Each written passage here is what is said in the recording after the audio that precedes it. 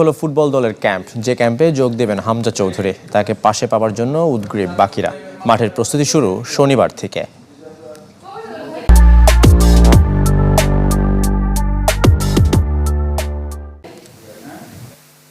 বছরের প্রথম ম্যাচের ক্যাম্প শুরু। হাভিয়ের কাবরেরার ৩০ সদস্যের দলের ২৭ জন রিপোর্ট করেছেন শুক্রবার। হামজা, ফাহমিদুলরা পরে যোগ দেবেন, আগে থেকে জানা। আর সাদুদ্দিন ব্যক্তিগত কারণে শনিবার আসবেন। ভারতের বিপক্ষে ম্যাচ, সেই উন্মাদনা ফুটবলারদের মাঝেও আছে হামজাকে ঘিরে উচ্ছ্বাস।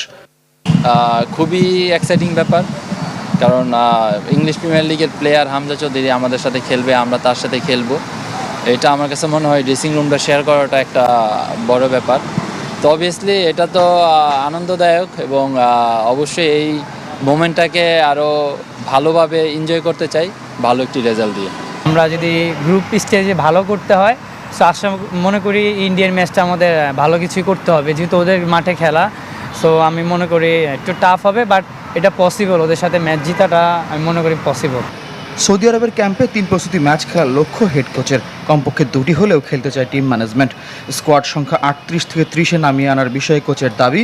প্রিমিয়ার লিগের ১০ম রাউন্ড আর ইনজুরি বিবেচনায় সিদ্ধান্ত নিয়েছেন তিনি। হামজা, ফাহমিদুলদের সাথে যোগাযোগ রাখছি। টিমের সব ধরনের আপডেট শেয়ার করছি, তারাও তাদেরটা জানাচ্ছে। ম্যাচটা নিয়ে হামজাও খুব আগ্রহে অপেক্ষা করছে। আসার সবার মেডিকেল চেক আপ হয়, এবং অলরেডি সেটা শুরু হয়ে গেছে মেডিকেল চেক আপটা। তো এটার মধ্যে দিয়ে এখন ডিনার করবে, ডিনার করে রেস্ট, কালকে বিকালে ট্রেনিং।